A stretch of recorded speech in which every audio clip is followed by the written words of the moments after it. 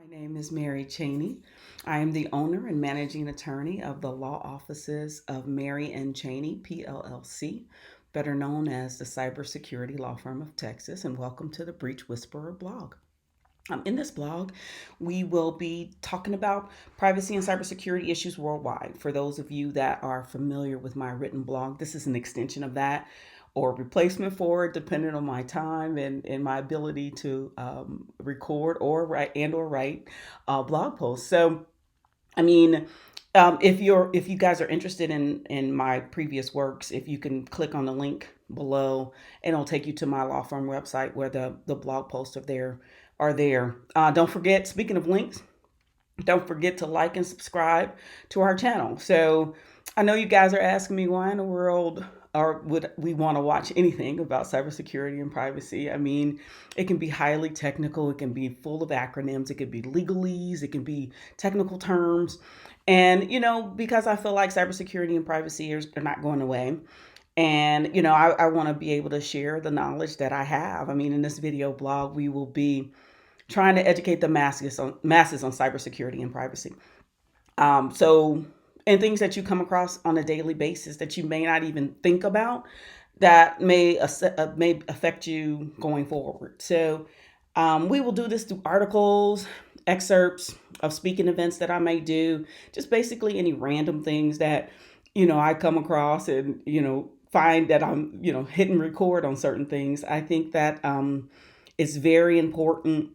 I have a unique perspective. I think, based on my background, I could look at things from the cybersecurity perspective, the privacy perspective, it could be the hacker or the criminal perspective, the law enforcement or investigator perspective. It's so many different things that, are happening in cybersecurity and privacy that you guys may not think about. And being an owner of my own law practice, the things that come across my desk are amazing.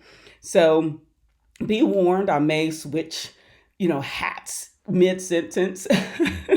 And, hopefully it's just to get you guys to think about things and in a different way. And please feel free to send me anything that you may find that you think I may find interesting. It may just make the blog. You never know. Caveat here, I'm a public speaker. I don't believe in too many edits. If I mess up, I mess up. So let's get started on your privacy and cybersecurity journey. Everybody, and welcome to the blog today. Um, Unfortunately, we're going to start talking about ransomware again. It doesn't seem like I can go a month without talking about ransomware and what's been going on out there. And I see this new way, what modus operandi is what I call it, MO, that's going along with these ransomware attacks. So I was reading about Cognizant. Cognizant is a service provider, third party IT service provider, amongst other things. And of course, when folks are working from home, now your third party vendors, they're working from home, their employees are working from home. So now you're introducing potential threats that you wouldn't have to battle if it was on prem or network. And then some investigations into TravelX. We talked about that in January, where they got hit by a version of ransomware. And this MO is operating sort of like this. Basically, the criminals go in, they take the data out, they steal the data, and then they threaten you to, now I'm going to release your data on some type of forum if the ransom is not paid.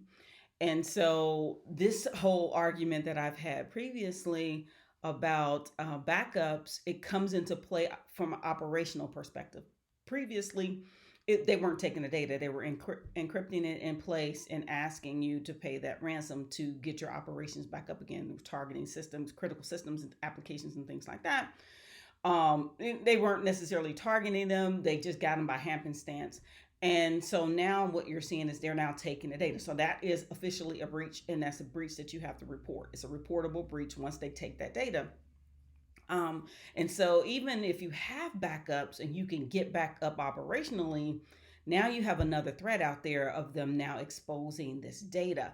And so we get back to some of these hygiene issues that organizations don't necessarily do and haven't done. That is a way to battle this. So we're going to start talking about data.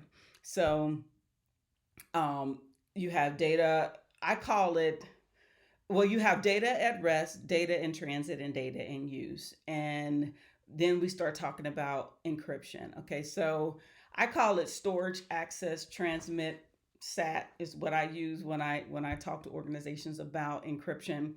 But we start talking about, okay, if the data is already encrypted and they stole the data, then that's not a breach. Most breach notification statutes will tell you if it's encrypted data, that's not a reportable incident, right? So we start talking and you start looking at the data. Of course, data that is rest means data that is stored, inactive data, data that's sitting on hard drives or backup tapes or cloud storage, or even mobile devices, your mobile devices. Period, hands down. If it's at rest, it's stored, it should be encrypted.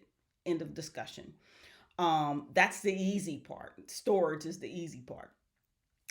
Even data in motion, transmitting, um, things going across the network itself, sitting in the computer's random access memory. That's data that's ready to be used or processed, or going across the network. That data, it can also be encrypted. You can buy solutions that will encrypt data from, as it's transferring between those different spots. Now, the tricky thing here is what data in use, or what I say access, is how to battle that one. So you have data in use that's being manipulated by employees on their day-to-day activities, whether it's users that are viewing the data, and you can have multiple users viewing the data, you can have multiple users manipulating the data, and you have data that's sitting on endpoints, and as you interact with your company's network, that's that transmission, that's motion. If you're but altering a spreadsheet, or you're altering something in a database, that relationship, when the data actually is being used, is ultimately a very difficult thing to put encryption on. But there are other things that you can do from a process perspective that you get a handle on that, because access usually have to do with, or use has to do with access, and access usually have to do with people. User authentication are controls that you can use. Identity and access management are controls that you can use. Setting up proper permissions on setting up the read, write, execute permissions on particular file folders. That's how you actually battle against access or use, data in use. But here's the thing: what are the odds that the bad guys are actually targeting use or motion? They're going to get more bang for their buck going from where all that data sits at rest, where it's stored. So at the very minimum, one of the things you cyber defenders could do in this particular to battle this particular threat is encrypt the data when it's sitting there. If it's sitting there residing wherever it is, if it's not being utilized or manipulated, it needs to be encrypted. That means encryption on your laptops. That means encryption in your cloud storage, right? It needs to be encrypted before you put it up there. We're talking backup information, backup tapes, and things like that. They need to be encrypted. Users' hard drives, mobile devices all should be encrypted. So if it that's where all the data, usually it's when it's sitting there that you can get a bulk of that data and moved out. So as you're trying to think about how to now battle, first ransomware was backups, backups, backups, and Mary screamed backup, backup, backups. Now I'm screaming encryption, encryption, encryption. And again, these are best practices. These are things, especially when you're dealing with PII, or company sensitive information. If you actually just paid for the encryption piece, then they come in, they snatch it, they tell you that you have to pay the ransom or we're going to release this data. Guess what? And you have your backups. You're not worried about it because the data is encrypted. It's unreadable by those. They're just encrypting over the encryption that you already have. So there's no threat there. So continue to, as you're now thinking about how you, as a defender, how you're going to deal with this version of ransomware. Think about those things and trying to convince your organizations to at least do the storage piece, encryption and the storage piece. You're probably already doing a transmission piece, hopefully, but if it's sitting there wherever it's residing, it should be encrypted. Stay tuned, guys, for the random thought. Hopefully you got something out of it. Thanks. was the last time you've given in person security awareness training to your employees? Nothing against the annual computer based training that many organizations provide. Oftentimes, the difference between a computer based training and an in person training is that the actual employees can ask questions, and it makes it more meaningful to them in their day to day activities. So, if you're interested in learning more about the trainings that the Cybersecurity of Law Firm of Texas provides, please reach out to us. Hey guys, random thought for today. Okay, so there is a way, and so okay, essentially, we're still using usernames and passwords, right? Some organizations have two-factor authentication, meaning or a multi-factor, which means when you log in, there's an app or they send you a text message to log in. But many of us, unfortunately, are still not even implementing multi-factor. We're just using username and passwords. There is an actual website out there that will let you check to see if your password is out there in the dark web or any of the places that they search. The website is called Have I Been Pwned? It's a geeky web. Pwned is PWNED, and I'll put the name of the actual I'll put the link in my actual notes to this particular blog, but it's haveibeenpwned.com. And that, whether PWNED is just a geeky thing that, usually when someone, because the O is next to the P and oftentimes misspelled owned, so it became pwned.